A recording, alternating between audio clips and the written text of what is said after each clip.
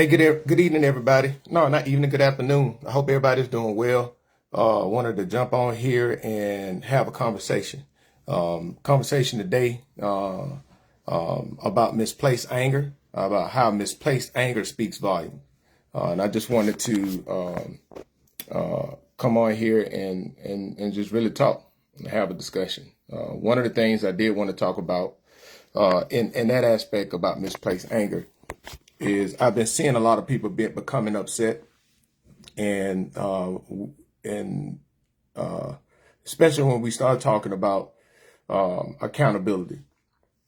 And I made a post the other day on my page in reference to um, blind loyalty, and talking about the Stockholm syndrome and understanding those different dynamics of what that entails.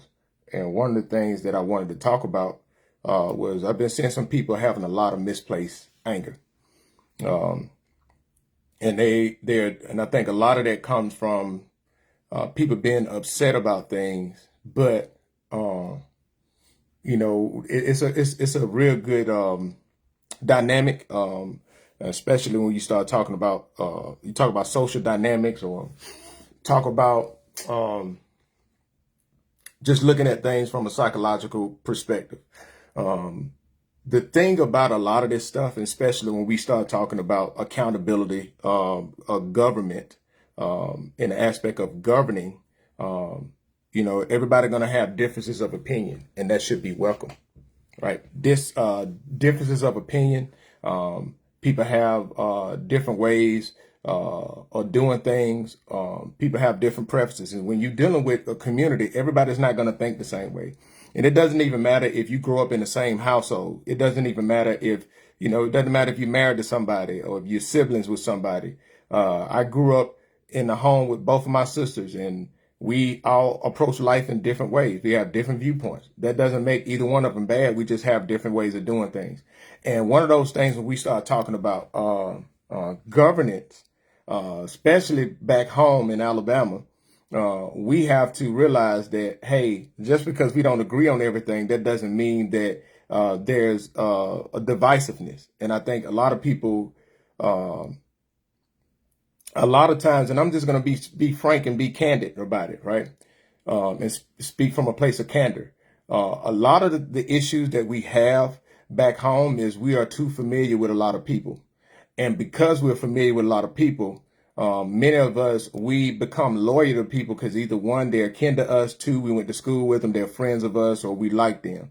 And if somebody has a difference of opinion about how they're doing something, many times we take it personal and we are dismissive of what those people are talking about, or we dismissive of what they're disagreeing with. And we like to what we tend to do is we tend to uh, just disagree with other people, and we, because of our loyalty tied to people, somebody else, instead of being logical about it, instead of looking at it from the perspective of, hey man, what is the truth, what is actually being said, what is actually being done. The reason why I brought that up, because I wanted to talk about it today. Is this December the 22nd. Today is the deadline that the city of Marion supposed to have their fiscal sustainability plan submitted into the Alabama Department of Environmental Management. If you guys remember back in November, right before Thanksgiving, the city of Marion had a water crisis where they was without water. I guess they had to replace a whole water pump, and they had a very aging infrastructure with water. And there was a great community effort. Other people from throughout at the state level and surrounding community, surrounding organizations came together and provided water for the citizens of that. Some of that thing that came out on the 19th of November, ADEM sent the letter to Mayor Hinton outlining that they provided them with $170,000 that they acknowledged that they received to do audits, and they what was due as a plan for additional funding. What was due to them was a fiscal sustainability plan, and that fiscal sustainability plan, it laid out everything that they needed to lay out that the ADAM was looking for they can continue to get funding for future things, future projects to redo their infrastructure. right?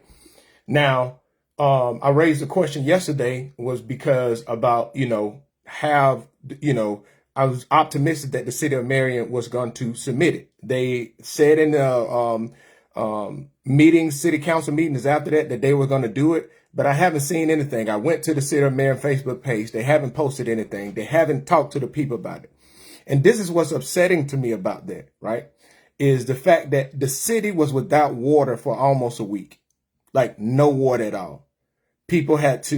Some people left, some people went out of town. People couldn't take baths. They couldn't flush their toilets. People had to get bottled water to not only to drink and cook, but to flush their toilets. And this is some funding that there was available to do. And even ADEM says some other grant funding that they got, because they got like over $2 million to do some water work from their project. They got the money to do it. They could use that money, but they wasn't going to get reimbursed on whatever money that they used to fix it, right? So this deadline was for some additional funding to fix that issue. Now, this is what I say with that. Mayor Hinton came into office in November of 2016. That's when he got sworn in, when he won the seat initially, 2016, right? That was in 2 weeks, that'll be 10 years ago. Well, 9 years, because he came in November. But 9 years ago, he came in office. He's been in office since then. And I get it. I fully understand. We can talk about all of the stuff about the former administrations and everything, but it doesn't take 9 years to do things. And the thing about it is, and I shared on my page yesterday, I shared about that in October of 2023, the Black Belt News Network shared an article announcing that Marion had received the grant funding. They had received awarded a grant from ADEM. And in 2023, they told them that they needed the fiscal sustainability plan. It doesn't take 2 years to do that. And I would tell people this: if they didn't have funding for it, an audit takes 1 to 3 months to get done. So if they got the funding in March, then why haven't they got the funding in March to do audits from 2018 to 2023? Right? So my thing is this: there are people that are upset because people are asking questions. Like this is what I mean by misplaced anger. There are some city employees that, the city of Marion voted to get $100,000 line of credit so that they can basically pay their bills and make payroll. When they voted to do that, the Mayor Hinton brought up to give the city workers bonuses from that $100,000 line of credit. There are some citizens that said that doesn't make any sense. And some people who may be city workers, they looked at it as they were saying that the city workers didn't deserve it. No, that's not what they're saying. You're looking at it from the perspective of, why would a city that just had to make multiple emergency meetings to vote to have a line of credit just so they can make payroll, then why would they get that and then turn around and give bonuses out for money that they had to borrow to make payroll? That's not fiscally responsible. That shows a line of fiscal irresponsibility. That is what the people are talking about. But some people get mad with that, and because somebody asks those questions, and they take their anger out on that instead of looking at the city leadership, right? And they look at the city leadership, and what they would do is, instead of asking that question, they won't come to that, but they attack other people for asking those questions. And the question that those people are asking are very logical, and it makes sense. And as citizens of that area, they have a right to ask those questions. They have a right to feel like that they're deserving of it. They're deserving to ask those questions and have those questions answered. We talk all the time, and then we are quick to try to make things about race. That's one of the biggest things that I've seen, and I'm especially speaking in Marion. One of the things that I've seen is when somebody white that asks a logical question, some black people love to come back and they want to say that they are being racist. That's not being racist. Asking a question is not racist, man. We really have to stop that, because what happens is it becomes the boy that cries wolf. And when it's actually something that is racist of nature, because we cry wolf all the time, nobody's going to believe it. Like, let's just be honest about it. Like, I hope that the city leadership in Marion does the right thing and inform the people on if they met the deadline or not. Because ADAM clearly identified in that letter on the 9th, dated the 19th of November, they clearly identified that this may impact their ability for future funding, and any funds that they haven't spent already, this ADAM can pull that funding and redistribute it to other people. Just do it. And honestly, if ADAM do that, then it's not I don't see them being wrong at it. Now, there's a long history that there's citizens that have made hundreds of complaints to ADAM in reference to the water in Marion. And ADAM has done, because I remember when this first thing came out, somebody was like, oh, we need to sue ADAM or ADAM respond. ADAM has done their job. This right here, the situation that the city of Marion is in, is a direct reflection on the failures and the inaction on the city leadership for doing the things that they need to do. And a lot of this stuff should have been routine, yearly, annually. You put an audit in the budget and you do an audit. Why do we always why in the Black Belt area in Alabama, where we have African Americans that are in leadership, why aren't they doing the things that they need to do? I'm talking about basic things like doing an audit, doing a budget, having been putting out public information where the citizens can see that you're being transparent. That is like, we have to change our mind when we start talking about accountability. Accountability is not selective. It's not. Accountability is not selective based off if you like somebody or not. We have to really stop that as a community. Why? Because we have to sit down and think about it. Look at our community. And there's a lot of stuff that we can have access to if we just had leaders that was doing what they're supposed to do. Just doing what they're supposed to do, not doing things in secret, not trying to silence people and block people and not give out the right information, or blatantly putting out wrong and false information that's not even provided anything that people can actually go by and verify. You know, I have been very intentional about, if I provide something, that there's a source of reference that people can go back and reference it, right? Because I just don't want to put any information out. And if I am found to be misspoken about something and somebody provide that information to me, I will come back and scream from the mountaintop that I was wrong about it. But when we start talking about leadership and trusting, trust, no, man, it ain't, no. I can offer you respect, but your trust got to be earned. And if you're showing me, if you're displaying things to me in a way that I can't trust you,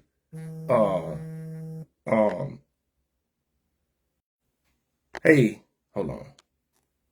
If you're showing me things in a way that I can't trust you, then what that's going to do is that's going to cause me to question what you're giving or what information you're providing. And that right there is just what it is. And I just want people to really understand that. And one of the things that I said, misplaced anger, that's why I've talked about misplaced anger speaks volumes. A lot of times people get upset at other people because they are afraid to be truthful and honest with those people. So they take their frustration out on other people, right? Instead of them being upset about somebody not doing something, they're going to get mad at somebody else. No, don't get mad at people for asking questions that they have a right to ask. You don't have to agree with it. Like, an agreement doesn't mean, like, this is the thing. A lot of people feel like because I asked a question or somebody asked them a question and they asked a question and they're seeking answers, and it may not be, it may challenge the people or hold them accountable for being account for something that they volunteered for. They'll look at it like that somebody is being challenging them or whatever. That's not challenging, asking you questions like that. That's your job description. So, for example, if you work at McDonald's, and I'm using McDonald's, if you're working at McDonald's and your job is you're dropping the fries, you own the fries, right? If you drop the fries and I come in and a customer come in and they pay their money and they ask for some fries, and you give them fries that's been sitting there and then they're old and they cold by the time that they give it to them, and the customer come back and say, hey, these fries are cold. Why are you getting an attitude with them? They paid their money for the service. So why don't you just make sure the fries are either good or drop some more fries? Like, instead of getting mad at them, like they have a problem for asking for fresh fries. Like, that's the logic that a lot of people use. And when we start talking about this, like, this is nothing new, man. Like, I don't understand why people, especially when I'm speaking in Marion to that situation, the water issue been going on for a long time. The water infrastructure, the issue's been going on for a long time, years, right? So why are we still in 2025 going into 2026 talking about what an administration did that was prior to 2017? I just want people to really think about that. That's 9 years ago. So what have we done in those 9 years? What has been done in those 9 years instead of talking about, well, they didn't do no audit under Tony Long. Okay, Tony Long ain't been mayor since 2016. And then we fast forward in 2025, the city of Marion had to get funding from ADAM, a grant, so that they can pay to do audits from 2018. Like, those are the things I just want people to sit down and just ask themselves.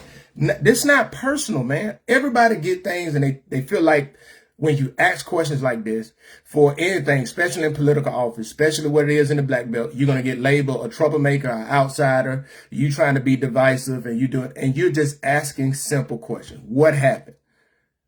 Hey, why doesn't the city have a budget? Why haven't the city done an audit? Why haven't the county done an audit? Why, when people claim things, why can't people go and provide the information that people can verify instead of just being fed lies, man? Lies. And I've just been committed to showing what people say and showing it through verifiable information, that if it's factual or not. And people have the audacity to get upset at me for doing it. Now, nothing has been personal. Nothing. But if you sit down and ask, when the people that may see this and you from Marion and you disagree with me, which I 100% welcome, how did you feel those days you ain't have no water? You couldn't flush your toilet. You maybe had to pee in a bucket or go outside and use the bathroom. How did you feel when you had to wait in line for hours for the charity of other communities and outside agencies to provide water to you, so you can go home and at least fill your toilet up so you can flush it? You know, how did you feel when you maybe had to use bottled water to warm it up on the stove so you can have hot water to try to take a wash up or a bath? How did you feel then? How would you feel? Like, how would you feel of reports of people not paying water bills for a long time, but you got people who pay water bills, but they still without water because the water goes out, or they get brown water or different things like that. Their clothes get stained. How did you feel then? Right? And we got to stop this fake sympathy of feeling like just because somebody have the same skin tone that we have, that they are exempt for being held accountable. Like, this is not about race, man. This is about basic, like, the stuff that I'm talking about. I am not talking about graduate level stuff. I'm talking about pre-K, elementary stuff that the community should have at a minimum. And if you get upset at me, I'm cool with that, man. I'm 100% cool with that, right? But I just want to challenge you on, you know, where's that frustration rooted in, right? And you should take inventory of it and just kind of see, well, why am I upset if somebody is providing me the time in chronological order and a place where I can reference of it? You know, and that's because many of us, we are led by our emotions and we refuse to approach things from a logical perspective. And so based off of how we feel, if something, we feel like something is attacking and going against how we feel, then we take offense to it and we react to it as if it's a negative. And it's not a negative. It just may be facts or truth. And I just want us to just really think about that. I want us to think about that from that perspective and look at it from that perspective, because it's necessary. It's very necessary. It's necessary. And I want us to just sit down and think about it and look at it from it, because my biggest thing is I just want the community, the awareness for the community to have a better and shared understanding of what is actually going on and how things really impact them. I shared a post earlier today about the Joint Transportation Committee, Alabama, the state level Joint Transportation Committee. That's the committee that provides oversight to the Alabama Department of Transportation, ALDOT. They are the ones that approve, that looks over projects that have to be submitted. They submit an annual report. They had like a report that was like 560 some page long that goes over the Alabama Department of Transportation, their long-term plan. And Alabama Department of Transportation, they have, it's called like the SSIT. It's a long-term 5-year plan that they have on roads that they're going to fix, roads and bridges that they're going to fix. And they got funding allotted to it so they can get after that. So that's why I shared that today, so you can understand who answered what. And what stood out to me was Bobby Singleton, Senator Singleton is on that committee, right? And I know the counties, he's District 24, and he covers Hale, parts of Tuscaloosa, Wilcox, Greene County. He covers those counties.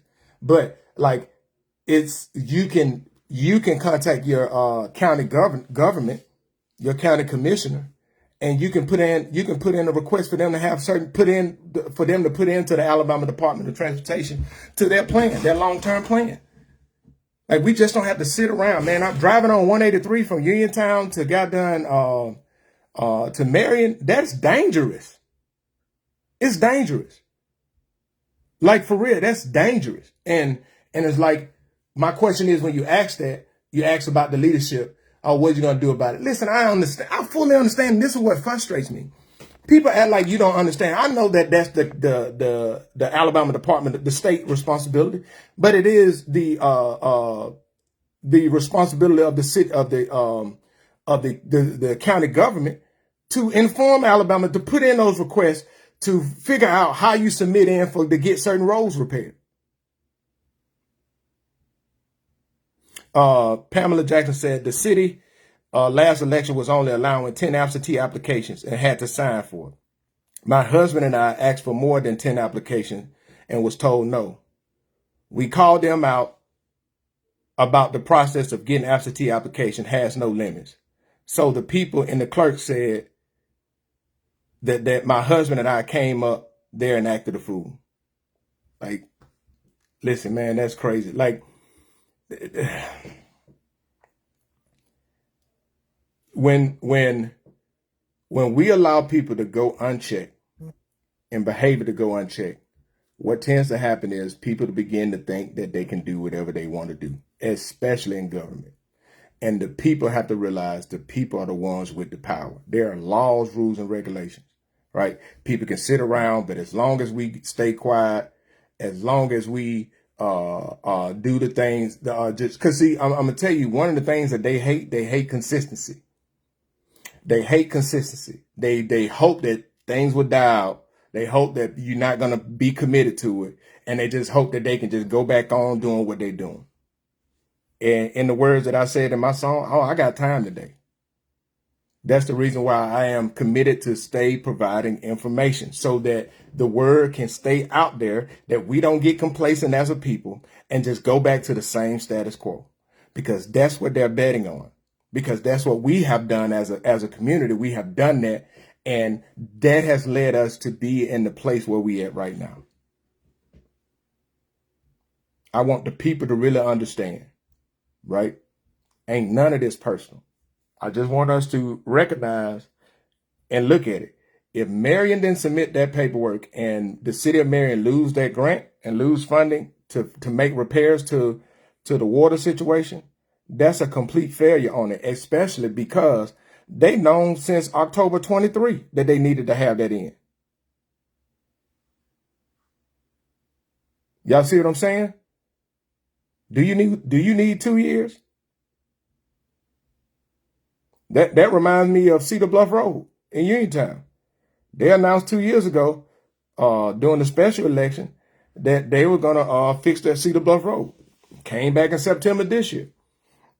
Now the thing is, they put the signs up in November last month. Now they talking about they waiting on the weather. You don't need the weather to tear the road up, to scrape the road up. You don't need the weather to be a certain way to do that. You can start on the work. You can start on the prep work now. But is there really there? Like, that's the whole thing that I'm saying, man. All this stuff, if people was really about doing what's right by the community, you would see a consistency in their effort in doing it. Not them doing things and just putting their names on it so they can look as if they're the savior of it. The only savior that I know, this is me speaking for me, is Jesus Christ. I don't put my trust in man as far as with trusting them as a savior. And especially if they are part of if they help create the problem. And I just hope the people, man, you know, it's just my prayer. I understand that everybody ain't going to agree with you. It's fine. But I ain't upset about that. But I just hope people really see the truth in what is provided. And ask yourself this question. Ask yourself these questions, right? What has really gotten better? What has gotten better over the last 10 years in our community? Ask yourself those questions, right? Have we seen growth in our community? Have we seen better job opportunities? Have we seen changes in infrastructure? Have we seen them doing repairs to sidewalks, roads, upgrades to parks, all of those different things? What have we actually seen with our own eyes? What have we seen? Because I can go down a very detailed and exhaustive list of things that I know for a fact that we all have seen that have left and that are not there anymore. And the thing about it is, I just want the community to wake up and not be in a space to where we have become so accustomed to having to drive 30 miles just to get to a grocery store.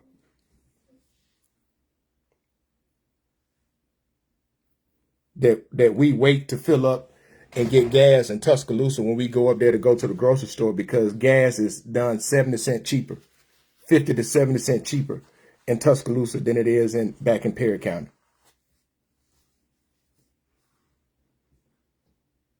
Or if I wake up, thank God for the food trucks, especially in Uniontown.